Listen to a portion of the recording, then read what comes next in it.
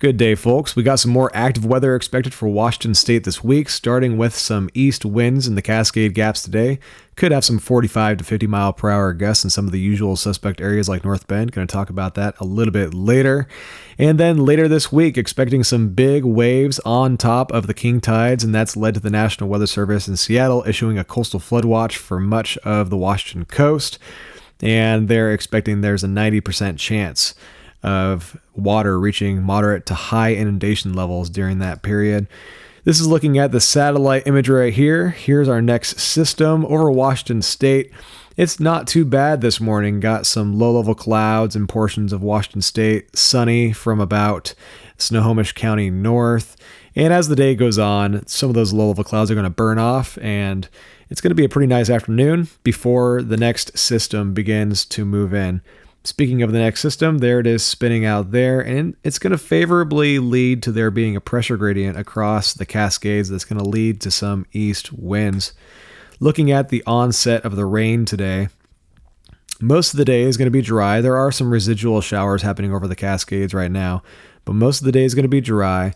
And by about 4 or 5 p.m., rain's going to start there in southwest Washington. And by the time we get to about 6 p.m., it'll be raining in Olympia and Tacoma, 7 p.m. Seattle, 8 p.m. Everett, and also looking like it's going to get a little bit rainy east of the Cascades with this as well. And it'll rain throughout the night and stay showery tomorrow, expecting some of those showers could contain thunderstorms, specifically from about Seattle south and out there on the Washington coast.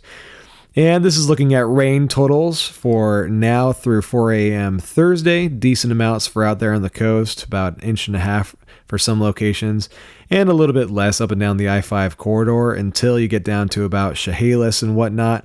Could get over 1/2 inch of rain and more down there by Vancouver, Washington, more up in the Cascades, and light amounts east of the Cascades. But looking at the wind, this is the story for today. As that system is moving up off the coast, it's going to be higher pressure east of the Cascades, lower pressure west of the Cascades, and we're going to have a Cascade Mountain pressure cross gradient set up here, and that's going to lead to some stronger winds. Not expecting these winds to be significantly strong, like we're not talking about like what happened last year with the east windstorm. But if you live in places like Gold Bar or North Bend, it's going to be noticeable for sure. The National Weather Service has issued a high wind advisory for those areas, calling for gusts up to 45 miles per hour. Looking at the HRRR here, wanted to highlight a couple areas here. So this is looking at the wind gusts on the HRRR model. And right here, near I-90 tonight around 9 p.m., it's showing that there's going to be some wind gusts up near 50 miles per hour possible. And I pulled up this location just to kind of give you guys a visual for where exactly that is. This is near the east portions of North Bend, near Riverbend, the Twin Falls natural area. This whole entire section of I-90 is going to be gusting pretty good later tonight. And then over here in this area where it's gusting 43, 45 there near I-90 there, that is here. Pretty close to Snoqualmie Ridge, so you're going to be gusting pretty good in that area as well. And then I went ahead and pulled the location for right up here near Highway 2, where it's showing around 40 to 45 mile per hour gusts, and that is right near Gold Bar. So the pretty typical locations: Big Bend, May Creek, Gold Bar. Could be gusty out there in Index as well. If you live up in these foothill regions of North Sultan and whatnot, those areas usually get the east winds pretty good. So it'll be noticeably gusty today, but it shouldn't be major east winds. The European model is showing east wind of similar extent, with gusts up to 50 to 55 miles per hour showing up on here.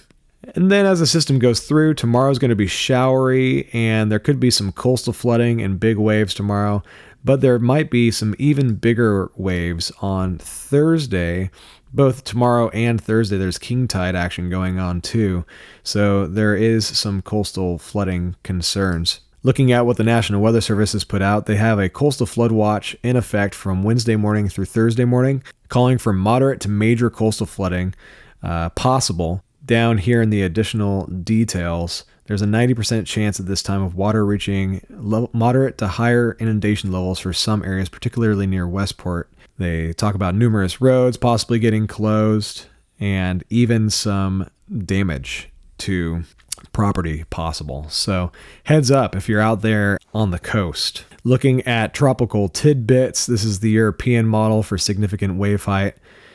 This is on Wednesday, so significant wave heights of around 15 feet or so. But then there's an even bigger swell on Thursday, and this is starting to get up towards the close to 20 feet range here.